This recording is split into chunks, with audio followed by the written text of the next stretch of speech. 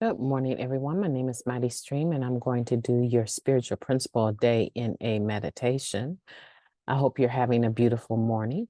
If you need to reach me, please feel free to do so at recoveryofhope21@gmail.com. Okay, let me get the screen ready for you. I'm running ahead of myself, not quite as ready as I thought I'd be, but let's go ahead and get into it. Are you ready? See what we have here. Okay, this is what it is entitled. No regrets for being kind. Oh, that sounds good. Oh, I can't wait. That sounds delicious. No regrets for being kind. Oh, I'm excited. We approach people with love and kindness, carrying within ourselves a deep and abiding respect for the feelings of others. That's taken from It Works, Step 9. I never regretted being kind, the speaker stated. The rest of us in the meeting thought about those words for 2 seconds and nodded in agreement. It's hard to argue with that. Probably for nearly all of us, treating others with kindness, love, and respect was more difficult in active addiction than it is now that we are clean and striving to be better people. Maybe we were burned by others who treated us kindly, but wanted something in return. Very likely, we have the same manipulative tendency. Playing either role in this dynamic only reinforced our mistrust of others.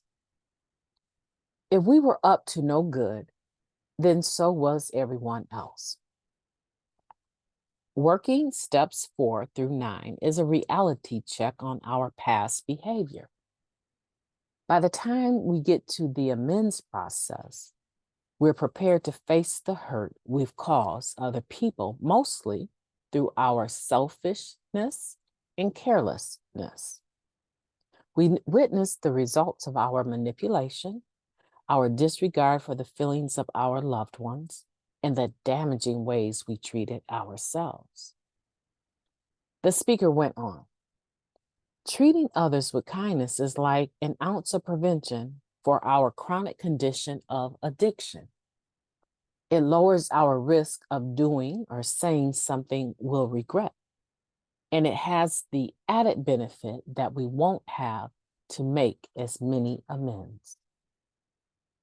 While we certainly don't have to wait for any step before we show and receive kindness, our relationship to this spiritual principle will deepen as we work on ourselves.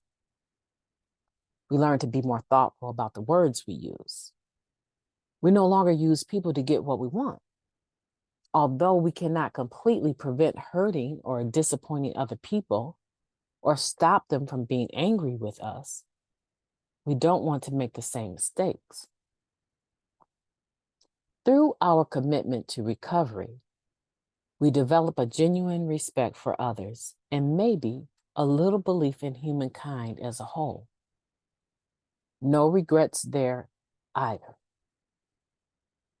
I have many choices today. One of them is to be kind. I'll opt for that. Wow. Moment of silence followed by the we version of Serenity Prayer. Moment of silence now, please.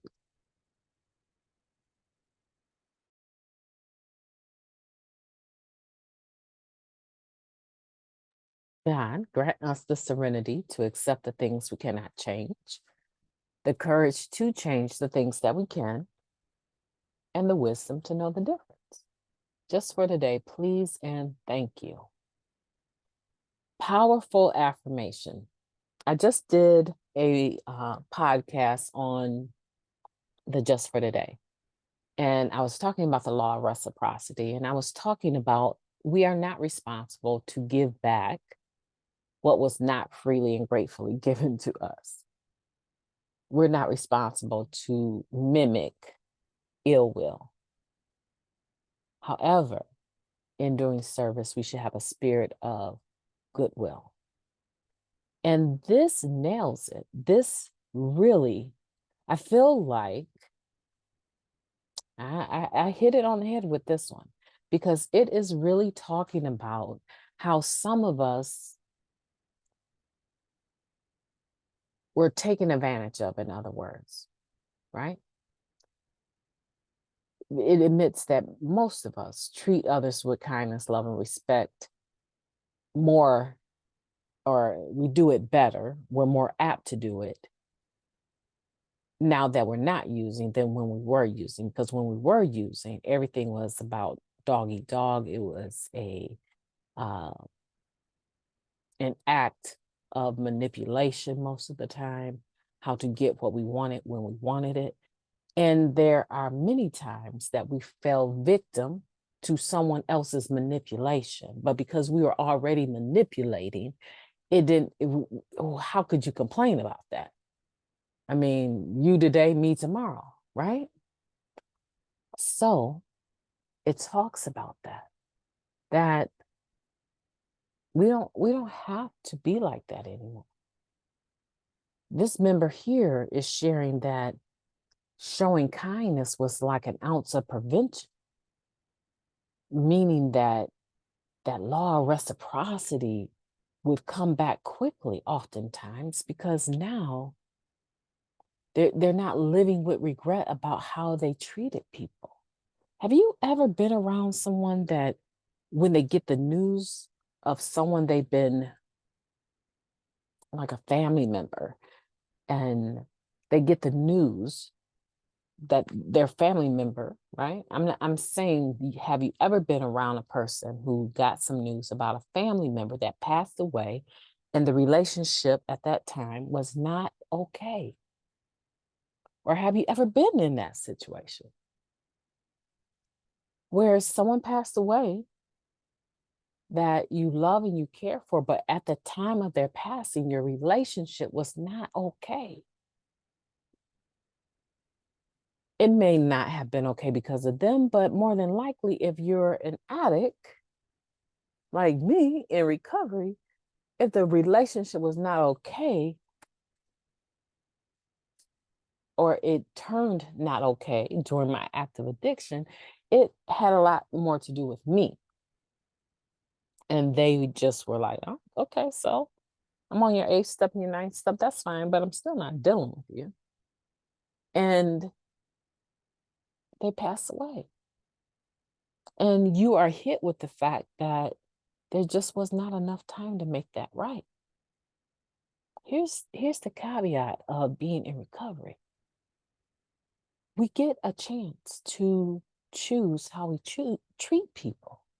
Like this member is saying, treating others with kindness is like an ounce of prevention for our chronic condition of addiction. It lowers our risk of doing or saying things something we'll regret. And it has the added benefit that we won't have to make as many amends. That's everything to me. That means so much to me. That, you know what? Even though you're treating me like trash, I am going to make sure that I treat you at least with the dignity that another human being deserves. I don't have to honor what you're bringing to my table, but I will honor the fact that you have the right to your feelings, and I'm not going to strike out back at you. I have to tell myself that all the time. So now, when something crucial happens, I'm not the one trying to figure out how to be humble enough to ask for help, right? Because I've treated you poorly. I'm not the one trying to get over my ego because I've been treating you like trash for the last 5 years and now I need you. My mother has a saying, and this is only because she can say this only because she is very intuitive, but also responsible and proactive about how she treats people and what she does or does not do. And she says, you can block me if you want to. You can walk away from me if you want to. You can end this conversation right now if you want to. But I guarantee you, almost for certain, 99.99% sure you will need me before I will need you. And I was like, boom. she dropped the mic. Like, absolutely. Do yourself a favor today because I have to move on to my next call. Do yourself a favor today. Be mindful about being kind. I have this thing up on my wall that says, when you can be anything in the world that you want to be, why not be kind? It's an ounce of prevention that will go so far towards healing. When you treat people the way you want to be treated, you have a lot less on your plate to have to clean up later. And, we know for sure, no one needs to tell us this. We have a past that the wreckage of our past is enough to try to clean up instead of coming into recovery, making messes everywhere we go. My name is Mighty Stream, and I've enjoyed talking to you. I want for you to have a beautiful day today. I intend to have a beautiful day as we get ready to go into the month of February, the love month. Yeah, thinking about that, thinking about red hearts everywhere. And yeah, think about making one of the events that groups are going to be having. Think about broadening your fellowship within the program. Have a beautiful day on purpose. I'll talk to you soon.